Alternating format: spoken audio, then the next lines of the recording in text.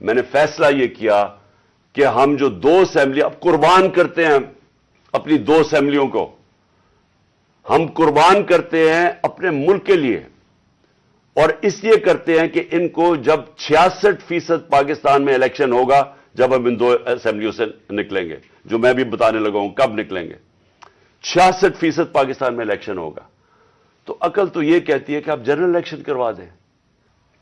ہم نے فیصلہ کیا ہے، اور میں بڑا شکر گزار ہوں اپنے دونوں چیف منسٹرز کا کہ انہوں نے بالکل میرے ساتھ چلے ہیں، میرا ساتھ دیا ہے۔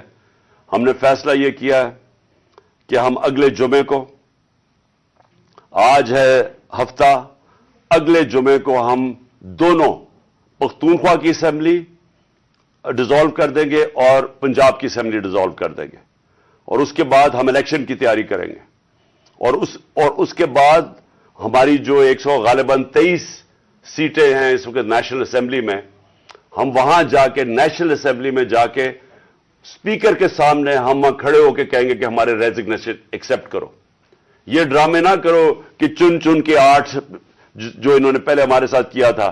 میں آج اپنی قوم کو بتانا چاہتا ہوں کہ جب میں جا رہا تھا مارچ کے اوپر، سب کو، میرے ارد گرد بھی لوگوں کو پتا ہے، میں نے سب کو کہا تھا کہ اس میں واردات ہوگی، میرے خلاف میری جان کو خطرہ ہے۔ میں نے ٹی وی کے اوپر جا کے اس سے پہلے بتایا تھا کہ یہ دینی انتہا پسند کے نام پہ مجھے قتل کریں گے۔ ہر روز جب میں مارچ پہ جاتا تھا اور میں بشرا بیگم کو خدا حافظ کہتا تھا، میں تو ان کو سلام کرتا ہوں کہ ان کو پتا ہوتے ہوئے کہ میری جان خطرے میں تھی، اس کے باوجود وہ مجھے کہتی تھی کہ نہیں جاؤ، یہ جہاد ہے، یہ اللہ کے لیے آپ کام کر رہے ہیں۔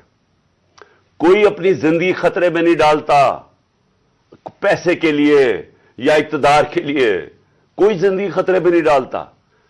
جہاد کے لیے جب آپ اللہ کے لیے کام کر رہے ہیں، تب آپ پتا ہوتے ہوئے کہ اب زندگی خطرے میں، اس کے باوجود جاتا تھا میں۔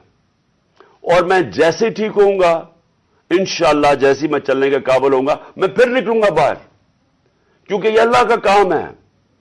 اپنی قوم کو حقیقی طور پہ آزاد کرنا یہ اللہ کا حکم ہے ہمیں۔ ظلم اور ناانصافی کے ساتھ سامنے کھڑا ہونا یہ اوپر والے کا حکم ہے، اس کو وہ جہاد کہتا ہے۔ امر بالمعروف پہ چلنا، کہ جب آپ دیکھ رہے ہیں یہ سارے چوروں کا ٹولہ اوپر بیٹھ گیا ہے اور آپ چپ کر کے بیٹھے رہیں بھیڑ بکریوں کی طرح، یہ آپ قرآن کا جو اللہ کا حکم ہے اس کے خلاف جا رہے ہیں۔ تو میرے لیے تو یہ جہاد ہے، تو میں نے تو یہ رکنا نہیں ہے۔ اور میں اپنی ساری قوم کو آج کہہ رہا ہوں، میں نوجوانوں آپ کو کہہ رہا ہوں، یہ کبھی نہ سوچے جو یہ 7.5 لاکھ ہمارے لوگ ملک چھوڑ کے گئے ہیں، مجھے افسوس ہے، لیکن اللہ نے ہمیں کسی مقصد کے لیے پیدا کیا ہے۔ جانور آتے ہیں، بچے پیدا کرتے ہیں، کھا پی کے مر جاتے ہیں، تو انسان بھی اگر اس کو اب سمجھ ہی نہ آئے کہ اللہ نے ہمیں کسی مقصد کے لیے پیدا کیا ہے، تو اس میں جانوروں میں کیا فرق رہ جاتا ہے؟ وہ جب قرآن کی آیت ہے کہ جب انسان فرشتے سے بھی اوپر چلا جاتا ہے لیکن گرتا ہے تو جانور سے بھی نیچے چلا جاتا ہے۔ تو میں اپنی ساری قوم کو کہہ رہا ہوں کہ دیکھیں ہمارے سامنے اب 2 راستے ہیں۔ ہم ان چوروں کے ٹولوں کو مان لیں تو ہم اپنی تباہی کر رہے ہیں، اس ملک کا کوئی مستقبل نہیں ہے۔ ایک ہی راستہ ہے کہ ہم جدوجہد کریں۔